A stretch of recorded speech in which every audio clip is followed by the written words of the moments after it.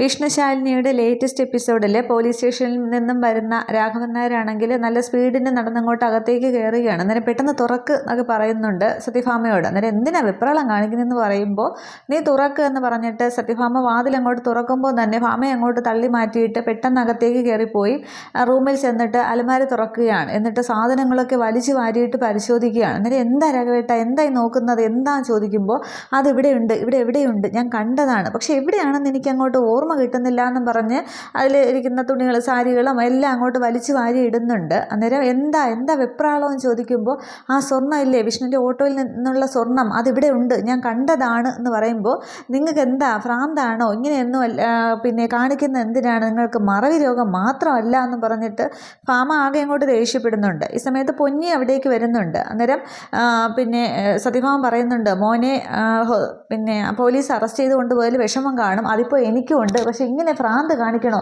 പൊന്നി അങ്ങോട്ട് പിടിച്ച് നീ സാധനങ്ങൾ വാരി വെക്കുക എന്ന് പറഞ്ഞിട്ട് ഇതിപ്പോൾ ഇങ്ങനെ വച്ചുകൊണ്ടിരുന്നാൽ ശരിയാവില്ല, എത്രയും പെട്ടെന്ന് ഹോസ്പിറ്റലിൽ അങ്ങാണ് കൊണ്ടുപോകണം, എനിക്കും ആകെ ദേഷ്യം വരുന്നു എന്നും പറഞ്ഞ് രാഘവൻ നായരെ പിടിക്കുകയൊക്കെ ചെയ്യുന്നുണ്ട് സത്യഭാമ. അന്നേരം അങ്ങോട്ട് മാറി നിൽക്കും ഭാമയെ, ഞാനിവിടെ കണ്ടതാണ്, എൻ്റെ മോനെ പിന്നെ തിരിച്ച് വീട്ടിലേക്ക് കൊണ്ടുവരണ്ടേ, അപ്പോൾ സ്വർണം കൊണ്ട് കൊടുത്താലല്ലേ തരത്തുള്ളൂ, അതിവിടെയുണ്ട് ഇവിടെയും ഉണ്ട് എന്ന് പറഞ്ഞിട്ട് രാഘവൻ നായർ ഓരോ തട്ടിലെ ഓരോരോ സാധനങ്ങൾ ഇങ്ങനെ വാരി താഴേക്ക് ഇടുകയും കുടഞ്ഞു നോക്കുകയൊക്കെ ചെയ്യുന്നുണ്ട്.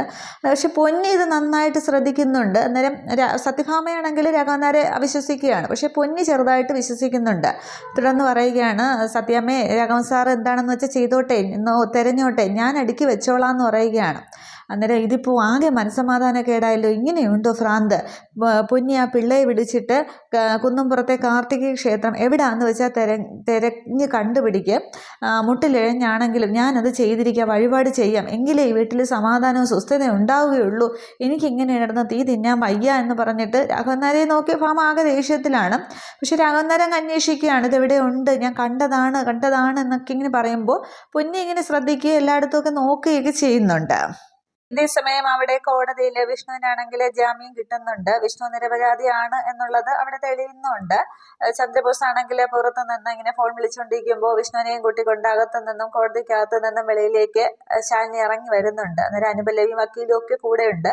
അന്നേരം അവരിറങ്ങി വരുന്ന കാണുമ്പോൾ ചന്ദ്രബോസ് അകപ്പാടെ ഒരു ചമ്മലിലേക്ക് നിൽക്കുകയാണ്. പക്ഷെ വിഷ്ണുവും ശാലിനിയും നല്ല ഇതോടുകൂടി ഇങ്ങനെ ചന്ദ്രബോസിൻ്റെ അടുത്തേക്ക് വരുന്നുണ്ട്. അന്നേരം ചന്ദ്രബോസ് അങ്ങ് പോകാൻ തുടങ്ങുമ്പോൾ വിഷ്ണു ഇങ്ങനെ തടഞ്ഞു നിർത്തുന്നുണ്ട്. നിൽക്കി സാറേ, ഇനിയിപ്പോൾ എൻ്റെ പേരിൽ വേറെ വല്ല കേസും കൂടി ഉണ്ടോ, എങ്കിൽ പിന്നെ എല്ലാത്തിനും കൂടി ഒരുമിച്ച് അങ്ങോട്ട് ജാമ്യം എടുക്കാനാണ് എന്നിങ്ങനെ പറയുമ്പോൾ പിന്നെ ഞാൻ എൻ്റെ ഉത്തരവാദിത്തമാണ് ചെയ്തത് എന്നിങ്ങനെ ശാലിനിയോട് ACP പറയുന്നുണ്ട് സല്യൂട്ടൊക്കെ അയച്ചതിന് ശേഷം. അന്നേരം ഉത്തരവാദിത്തമാണോ അതോ പിന്നെ അബൂബക്കർ എന്നുള്ള ഉറ്റ സുഹൃത്തിനോടുള്ള പിന്നെ പുത്തൻ പണത്തിൻ്റെ ആ ഒരു അത്യാഗ്രഹം കൊണ്ടാണോ എന്നിങ്ങനെ ചോദിക്കുമ്പോൾ ചന്ദ്രബോസിന് മിണ്ടാനായിട്ട് സാധിക്കുന്നില്ല. അന്നേരം ഞാൻ എൻ്റെ ഡ്യൂട്ടിയാണ് ചെയ്തത് എന്ന് പറയുമ്പോൾ വെറും ഒരു സാധാ സബ് ഇൻസ്പെക്ടർ അന്വേഷിക്കേണ്ട കേസ് ഇങ്ങനെ അസിസ്റ്റന്റ് കമ്മീഷണർ അന്വേഷിച്ചു എന്ന് അത്രയ്ക്ക് ഉത്തരവാദിത്തമൊക്കെ ഉണ്ടോ എന്ന് ചോദിക്കുമ്പോൾ മാഡം ഇങ്ങനെയൊക്കെ പറഞ്ഞാൽ എന്നിങ്ങനെ ചന്ദ്രബോസ് പറയുകയാണ്. അന്നേരം ബുദ്ധിമുട്ടാകുമെന്നല്ലേ, നിങ്ങൾ എന്ത് ബുദ്ധിമുട്ടായാലും ഉണ്ടാക്കിക്കൊള്ളൂ, പക്ഷേ എന്നെ കൊണ്ട് ചെയ്യാൻ പറ്റുന്ന എന്താണെന്ന് വെച്ചാൽ ഞാനും ചെയ്തോളാം എന്നിങ്ങനെ ശാലിനി ഇങ്ങനെ കടുപ്പിച്ച് പറയുന്നുണ്ട്. അന്നേരം ചന്ദ്രബോസ് ഒന്നും മിണ്ടുന്നില്ല,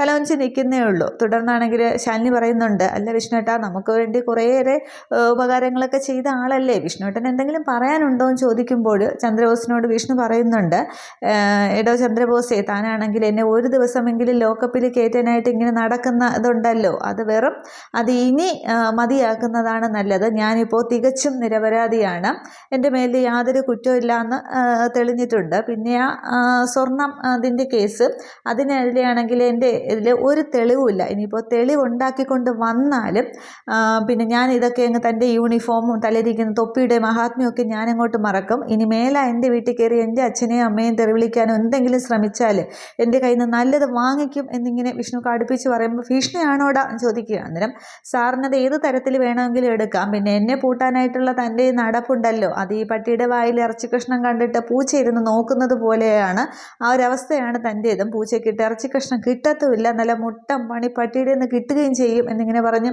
കളിയാക്കുമ്പോൾ ചന്ദ്രബോസ് അങ്ങ് ചിരിക്കുകയാണ്. എന്നിട്ട് പറയുന്നുണ്ട്, നീ പറഞ്ഞില്ലേ നിനക്ക് ആ സ്വർണം നിന്റെ കേസിൽ യാതൊരു തെളിവുമില്ല എന്ന്. പക്ഷേ ഇതിപ്പോൾ കേസൊക്കെ മാറി മറിഞ്ഞിരിക്കുകയാണ്. പിന്നാലെ ഒരുപാട് വരുന്നുണ്ട്.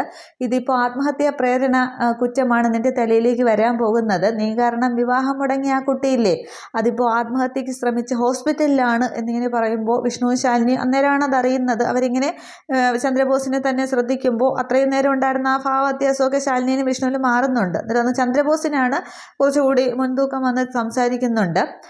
എന്നിട്ട് പറയുകയാണ്, അല്ല മാഡം, ആദ്യത്തെ ആ കുട്ടിയുടെ വിവാഹമാണെങ്കിലും മാഡം കാരണമാണ് മുടങ്ങിയതെന്ന് ആരൊക്കെ പറയുന്നത് കേട്ടു. ഇതിപ്പോൾ രണ്ടാമത്തെ കല്യാണം ആലോചിച്ചുറപ്പിച്ച് വന്നപ്പോൾ ഇങ്ങനെയുമായി.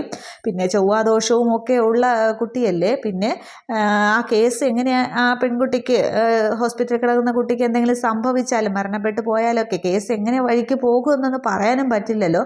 പിന്നെ പിന്നെ അസിസ്റ്റൻറ്റ് കമ്മീഷണറായി എനിക്ക് എല്ലാ കേസിലും അങ്ങോട്ട് ഇടപെടാനും സാധിക്കില്ലല്ലോ എന്ന് പറഞ്ഞാൽ തിരിച്ച് ശാലിനിയെ കളിയാക്കുകയാണ് നേരത്തെ ആ ഒരു കമ്മീഷണർ ഇടപെട്ടു എന്നുള്ളതിനെക്കുറിച്ച്. തുടർന്ന് പറയുന്നുണ്ട്, പിന്നെ ഞാൻ എന്തെങ്കിലുമൊക്കെ ശ്രമിക്കാം, എനിക്ക് ഇഷ്ടമുള്ളവർ ആപത്തിൽപ്പെടുന്നതേ സഹിക്കാനായിട്ട് കഴിയില്ല എന്ന് പറഞ്ഞിട്ട് ശാലിനിയെ ഒരു നോട്ടം നോക്കി വീണ്ടും സല്യൂട്ടൊക്കെ അടിച്ചിട്ട് വിഷ്ണുവിൻ്റെ അടുത്തേക്ക് ചെല്ലുകയാണ്. എന്നിട്ട് വിഷ്ണുവിൻ്റെ നോക്കിയിട്ട് മനസ്സിലേ കരുതുന്നുള്ളൂ, ഇനി ആ പെൺകുട്ടിയെ ഹോസ്പിറ്റലിൽ കൊന്നിട്ടായാലും നിനക്കെതിരെ ഞാൻ തെളിവുണ്ടാക്കി കൊണ്ടുവരും, ആ കേസ് എൻ്റെ കയ്യിലൊന്ന് കിട്ടിക്കോട്ടെടാന്നിങ്ങനെ ചന്ദ്രബോസ് മനസ്സിലേ പറയുന്നുള്ളൂ. എന്നിട്ട് വിഷ്ണുവിനെ തറപ്പിച്ചൊരു നോട്ടം നോക്കുന്നുണ്ട്. പക്ഷെ അതേപോലെ നോട്ടം വിഷ്ണു നോക്കുന്നുണ്ട്. എന്നിട്ട് ചന്ദ്രബോസ് അങ്ങ് പോവുകയാണ്. അന്നേരം വിഷ്ണു പറയുന്നുണ്ട്, ഇതിൽ ചന്ദ്രബോസ് കളിക്കും, അറിയാവുന്ന കളിയൊക്കെ കളിക്കും, എന്തെങ്കിലും പിന്നെ പരിഹാരം ഉടനെ കണ്ടെത്തി മതിയാകുമെന്ന് പറയുമ്പോൾ ഓട്ടോയിൽ ഉപേക്ഷിച്ചു പോയ സ്വർണ്ണമാണെങ്കിൽ നമുക്ക് എത്രയും പെട്ടെന്ന് കണ്ടെത്തിയേ മതിയാകൂ എന്നിങ്ങനെ ശാലിനിയും പറയുന്നുണ്ട്. അതേസമയം അവിടെ ബാംഗ്ലൂരിലെ ഹോസ്പിറ്റലിലാണെങ്കിൽ ബാലചന്ദ്രനാണെങ്കിൽ അങ്ങോട്ടും ഇങ്ങോട്ടും ഒക്കെ അവിടെ നടക്കുന്നുണ്ട്. അന്നേരം അനൂപ് കയ്യിലൊരു കവറൊക്കെ ആയിട്ട് വരുന്നുണ്ട്. പിന്നെ ബാലചന്ദ്രനാണെങ്കിൽ ആകെ വിഷമിച്ചാണ് നിൽക്കുന്നത്. അന്നേരം എവിടെ പോയിരുന്നിട്ടാ നീ ഇത്രയും നേരം, ഫോൺ വിളിച്ചിട്ട് എടുത്ത പോലും ഇല്ലല്ലോ എന്ന് പറയുമ്പോൾ അത് ഫോണാണെങ്കിൽ റൂമിലായിരുന്നു, ഞാനാണെങ്കിൽ അമ്മയ്ക്ക് ജ്യൂസൊക്കെ കൊടുക്കാമെന്ന് പറഞ്ഞല്ലോ, അപ്പോൾ ഫ്രൂട്ട്സൊക്കെ വാങ്ങിക്കാനാണ്, ആപ്പിൾ ഓറഞ്ചൊക്കെ വാങ്ങിക്കാനായിട്ട് പോയതാണ്, ഞാനിത് അമ്മയ്ക്ക് കൊടുത്തിട്ട് വരാമെന്ന് പറഞ്ഞിട്ട് അനുവ് അങ്ങോട്ട് നടക്കാൻ തുടങ്ങുമ്പോൾ ബാലേന്ദ്രൻ പിടിച്ചു നിർത്തുകയാണ്. ഇനി അതിൻ്റെ ഒന്നും ആവശ്യമില്ലടാ, പിന്നെ ശരീരം തണുപ്പിക്കണ്ട, കുറച്ച് കഴിയുമ്പോൾ മൊത്തത്തിൽ അങ്ങ് തണുത്തോളും എന്ന് പറഞ്ഞ് ബാലേന്ദ്രൻ്റെ കണ്ണൊക്കെ ഇങ്ങനെ നിറഞ്ഞൊഴുകുകയാണ്.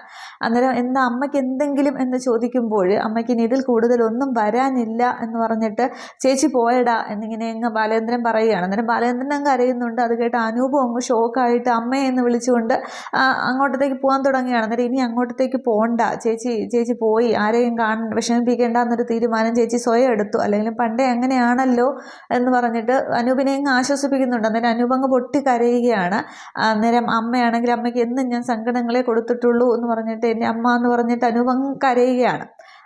അന്നേരം എല്ലാവരെയും സ്നേഹിച്ചിട്ടേ ഉള്ളൂ ചേച്ചി, പക്ഷേ അത് ഒരു സ്നേഹം മനസ്സിലുണ്ട്, പക്ഷെ പുറത്ത് കാണിക്കാനായിട്ട് ചേച്ചിക്ക് അറിയില്ല എന്ന് പറഞ്ഞിട്ട് ബാലേന്ദ്രനും കരയുന്നുണ്ട്.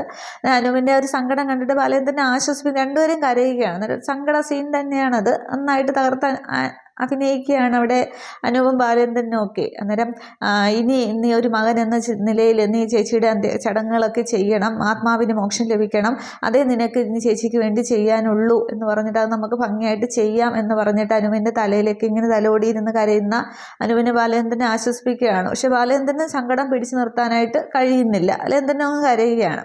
അതേസമയം അവിടെ അകത്താണെങ്കിൽ ഒരു ബോഡി ഇങ്ങനെ ഷീറ്റിട്ട് മൂടി ഇട്ടിരിക്കുന്ന ഒരു സീനും കാണിക്കുന്നുണ്ട്. അന്നേരം അവിടെ രാജേശ്വരിയുടെ അവിടെ ചാപ്റ്റർ അവിടെ ക്ലോസ് ചെയ്യുകയാണ്. ഇത്രയും നാളും രാജേശ്വരി വരാതിരുന്നിട്ട് അപ്പോൾ മരണപ്പെട്ടു എന്നുള്ള രീതിയിൽ രാജേശ്വരിയുടെ ഭാഗം അവിടെ തീരുന്നുണ്ട്. അപ്പോൾ ഇനി ബാക്കിയാണെങ്കിൽ അവിടെ ശാരദാമ്മയുടെ വീട്ടിൽ ശാരദാമ്മയാണെങ്കിൽ ആകെ സങ്കടത്തിൽ ഇങ്ങനെ പൂജാമുറിയിൽ നിന്ന് ആ ഒരു സങ്കടം, നസീറിൻ്റെ ആ ഒരു കാര്യം ആരോടും പറയാൻ പറ്റാത്തതിലും ആ ഒരു കുറ്റം ചെയ്തു പോയതിലും ഒക്കെ പശ്ചാത്തപിച്ചെന്ന പോലെ മാപ്പപേക്ഷയൊക്കെ ആയിട്ട് പൂജാമുറിയിൽ നിന്ന് പ്രാർത്ഥിക്കുകയാണ്.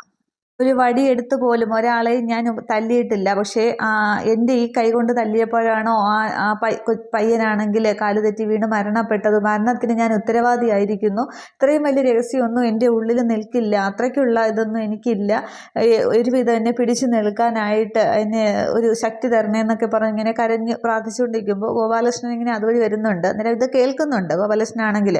അന്നേരം എന്താ ശാരദ ഇതിപ്പോൾ ആരെങ്കിലും കേട്ടുകൊണ്ട് വന്നാലോ എന്നും പറഞ്ഞ് ഗോപാലകൃഷ്ണൻ ചോദിക്കുമ്പോൾ ഇതൊന്നും എൻ്റെ ഉള്ളിൽ നിൽക്കില്ല, എന്നെ കൊണ്ട് താങ്ങാനായിട്ട് കഴിയുന്നില്ല എന്നും പറഞ്ഞ് തിരിച്ച് ശാരദാമ്മയും സംസാരിക്കുന്നുണ്ട്. ഒരു ചെറിയ നുണ പോലും പറയാത്ത ഞാനാണെങ്കിൽ ഇത്രയും വലിയ രഹസ്യം എങ്ങനെയാണ് മനസ്സിൽ കൊണ്ട് നടക്കുന്നത്? എന്നെ കൊണ്ട് പറ്റില്ല, എൻ്റെ ഉള്ളിൽ ഇതിരിക്കില്ല എന്ന് പറയുമ്പോൾ നീ എന്നെ കൊലയ്ക്ക് കൊടുക്കാൻ പോവുകയാണോ എന്നിങ്ങനെ ഗോപാലകൃഷ്ണൻ ചോദിക്കുന്നുണ്ട്. അന്നേരം ഞാൻ ഇത്രയും നേരം പിടിച്ചു നിൽക്കുന്നത് എൻ്റെ മക്കളുടെയും കൊച്ചുമക്കളുടെയും ഭാഗ്യം കൊണ്ടാണ്, ഞാനിത് ശാലിനിയോട് പറയാൻ പോവുകയാണ് എന്നിങ്ങനെ ശാരദാമ്മ പറയുന്നുണ്ട്. ഈ സമയത്താണെങ്കിൽ ശാലിനി പുറത്തെ കാറിലെത്തുന്നുണ്ട്. എന്നാലും ശാലിനി ആണെങ്കിൽ ഇങ്ങനെ അകത്തേക്ക് കയറുമ്പോൾ ഇവരെന്തോ സംസാരിക്കുന്നതായിട്ട് കേൾക്കുന്നുണ്ട്.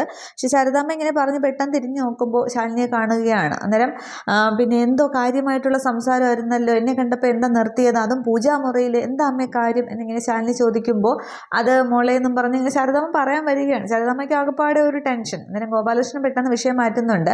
അതിപ്പോൾ എന്നെ കുറ്റപ്പെടുത്താനല്ലേ അവൾക്ക് സമയം, കാര്യം ഞാനിപ്പോൾ ഒരു സഞ്ചാരിയൊക്കെ തന്നെയാണ്, യാത്ര ചെയ്യാൻ ഇഷ്ടവുമാണ്, പിന്നെ എനിക്കിപ്പോൾ വീട്ടിൽ ചടങ്ങ് ഇരിക്കുന്ന സ്വഭാവമൊന്നുമില്ല, അതുകൊണ്ട് എൻ്റെ അങ്ങനെ ഉള്ളവർ കൂടെ കൂടിയാൽ മതി എന്നിങ്ങനെ പെട്ടെന്ന് പറയുമ്പോൾ ശാലിനി അതങ്ങ് വിശ്വസിക്കുകയാണ്. അതായിരിക്കും പറഞ്ഞത് എന്ന ഉദ്ദേശത്തിൽ. തുടർന്ന് ശാരദാമ്മയാണെങ്കിൽ ശാലിനിയുടെ അടുത്തേക്ക് വന്ന് കൈയൊക്കെ പിടിച്ചിട്ട്, മോളെ നിന്നെ കണ്ടപ്പോൾ എനിക്കൊരു ആശ്വാസം, പിന്നെ നിന്നോട് എനിക്കൊരു കാര്യം പറയാനുണ്ട് എന്ന് പറയുമ്പോൾ ഗോപാലകൃഷ്ണൻ പെട്ടെന്ന് ശാരദയെ തടുക്കുകയാണ്. ശാരദ, നീ ആവശ്യമില്ലാത്ത കാര്യങ്ങളൊന്നും പറയണ്ട, എന്തിനാ വെറുതെ, അവൾക്ക് ഒന്നാമത് ടെൻഷനൊക്കെ ഉണ്ട്, പിന്നെ വീട്ടിലെ കാര്യം കൂടി പറഞ്ഞ് എന്താ ബുദ്ധിമുട്ടിപ്പിക്കുന്നത് എന്ന് പറഞ്ഞ് ഗോപാലകൃഷ്ണനാണെങ്കിൽ വിഷയം മാറ്റാനൊക്കെ ശ്രമിക്കുന്നുണ്ട്. പക്ഷേ ശാരദാമ്മയ്ക്ക് ആകെപ്പാട് ഒരു ടെൻഷനും വിമിഷ്ടവും ഒക്കെ ആയിട്ട് ആകെപ്പാടെ ഒരു പരവേശം ശാരദാമ്മയ്ക്ക്. അന്നേരം അമ്മ എന്താ അനൂപിൻ്റെ കാര്യമാണോ പറയാൻ വന്നത് എന്നിങ്ങനെ ശാലിനി പെട്ടെന്ന് ചോദിക്കുമ്പോൾ അതേന്ന് ഗോപാലകൃഷ്ണൻ പറയാനായിട്ട് വരുന്നുണ്ട്. പക്ഷേ ഈ സമയത്താണെങ്കിൽ അനൂപ് ശാലിനിയെ ഫോൺ ചെയ്യുന്നുണ്ട്. അന്നേരം പറയടാ എന്ന് പറഞ്ഞുകൊണ്ട് ശാലിനിയാണെങ്കിൽ ഫോൺ എടുക്കുന്നുണ്ട്. അന്നേരം അനൂപ് അങ്ങ് കരയുകയാണ്. ചേച്ചി എൻ്റെ അമ്മ പോയി എന്നിങ്ങനെ പറയുകയാണ്. അന്നേരം ശാലിനി അങ്ങ് ഒരുവിധം അങ്ങനെ അന്തം വിട്ട് നോക്കുന്നുണ്ട്. അന്നേരം അങ്ങ് കരയുകയാണ്. അനൂപം കരയുമ്പോൾ നീ കരയാതെ വിഷമിക്കാതെ എന്നൊക്കെ പറയുമ്പോൾ എനിക്ക് സങ്കടം സഹിക്കാൻ പറ്റുന്നില്ല ചേച്ചി എന്നും പറഞ്ഞ് അനൂപ് അങ്ങ് പൊട്ടി കരയുന്നുണ്ട്. അന്നേരം ബാലേന്ദ്രൻ അടുത്ത് നിന്ന് നോക്കിക്കൊണ്ട് നിൽക്കുകയാണ്. അതിനുശേഷം അനൂപ് അങ്ങ് ഫോൺ കട്ട് ചെയ്യുന്നുണ്ട്. അന്നേരം ശാരദാമ്മ എന്താണെന്ന് ചോദിക്കുമ്പോൾ അത് അനൂപാണ് വിളിച്ചത്, അവൻ്റെ അമ്മ എന്ന് പറഞ്ഞിട്ട് അനൂപ് പറയുന്നുണ്ട്, അച്ഛൻ വന്നിട്ടുണ്ടെങ്കിൽ ചേച്ചി ഒന്ന് പറയണേ, അച്ഛനോടൊന്ന് കാണാനായിട്ട് എന്ന് പറഞ്ഞിട്ടാണ് ഫോൺ കട്ട് ചെയ്യുന്നതൊക്കെ. അതിനുശേഷം ശാലിനി പറയുന്നുണ്ട്, അനൂപാണ് വിളിച്ചത്, അവൻ്റെ അമ്മ മരിച്ചു എന്നിങ്ങനെ പറയുമ്പോൾ ഗോപാലകൃഷ്ണനും ഇങ്ങനെ വിഷമാവുന്നുണ്ട്. ശാരദാമ്മ ഇങ്ങനെ വിഷമിച്ച് നിൽക്കുകയാണ്. പിന്നെ അവനങ്ങ് കരയുകയാണ്. അച്ഛൻ വന്നിട്ടുണ്ടെങ്കിൽ അങ്ങോട്ട് ചെല്ലാനായിട്ട് അവൻ പറഞ്ഞു, എന്തെങ്കിലും പറഞ്ഞ് സമാധാനിപ്പിക്കുന്നതിന് മുന്നേ അവൻ ഫോൺ കട്ട് ചെയ്തു എന്ന് പറഞ്ഞിട്ട് ഞാനൊന്ന് തിരിച്ച് വിളിച്ച് ആശ്വസിപ്പിക്കട്ടെ എന്ന് പറഞ്ഞിട്ട് ശാലിനി ഫോൺ വിളിച്ചുകൊണ്ടങ്ങ് അപ്പുറത്തേക്ക് പോകുന്നുണ്ട്. ഗോപാലകൃഷ്ണൻ്റെ മുഖത്തേക്ക് ശാലിനി അധികം നോക്കുന്നില്ല, ഒരു വിഷമത്തിൽ തന്നെ നിൽക്കുകയാണ് ഗോപാലകൃഷ്ണൻ. അന്നേരം ശാരദാമ്മ ഇങ്ങനെ ശ്രദ്ധിച്ച് നിൽക്കുമ്പോൾ ഗോപാലകൃഷ്ണൻ ആലോചിക്കുന്നുണ്ട്, രാജേശ്വരി എന്ന കല്യാണം കഴിച്ചു കൊണ്ടുവന്ന സീനൊക്കെ ആലോചിച്ച് ഇങ്ങനെ വിഷമിച്ച് നിൽക്കുന്നു. ഇത്രയുമാണ് എപ്പിസോഡിൽ കാണിക്കുന്നത്. അപ്പോൾ ഇനി അടുത്ത എപ്പിസോഡിലാണ് പിന്നെ വിഷ്ണുവിന് ജാമ്യം കിട്ടിയതിന് ശേഷം വിഷ്ണു ആണെങ്കിൽ നൂർജഹാൻ്റെ വീട്ടിലേക്ക് പോകും, സത്യഭാമയും കൊണ്ട് പോകും. അപ്പോഴത്തേക്ക് നസീറിൻ്റെ കൂട്ടുകാരൊക്കെ വരും. അപ്പോൾ അതിലാണെങ്കിൽ ആ സ്വർണം കൊണ്ടുപോയ ആളിനെ വീണ്ടും സത്യഭാമ അവിടെ വെച്ച് കാണും. അന്നേരം ദേ അവനാണ് കള്ളൻ എന്നിങ്ങനെ ഭാമ പറയും. അന്നേരം വിഷ്ണു അത് കാണുകയൊക്കെ ചെയ്യും. അങ്ങനെ ഒരു സീനൊക്കെ ഉണ്ട്. പിന്നീട് ഇനി ചന്ദ്രബോസിനെ എന്ത് പണി ഒപ്പിക്കും എന്നുള്ളതാണ്. പക്ഷേ ഈ സ്വർണം എങ്ങനെ അവിടെ നിന്ന് കണ്ടെത്തുമായിരിക്കും, ഇനി പൊന്നി കണ്ടെത്തുമോ ഇല്ലയോ എന്നുള്ളതൊക്കെ നമുക്ക് അടുത്ത എപ്പിസോഡിൽ കാണാം. എന്തായാലും ആ വീട്ടിൽ എവിടെയോ സ്വർണ്ണം ഉണ്ട്, അതൊക്കെ കാണാം. Okay, thank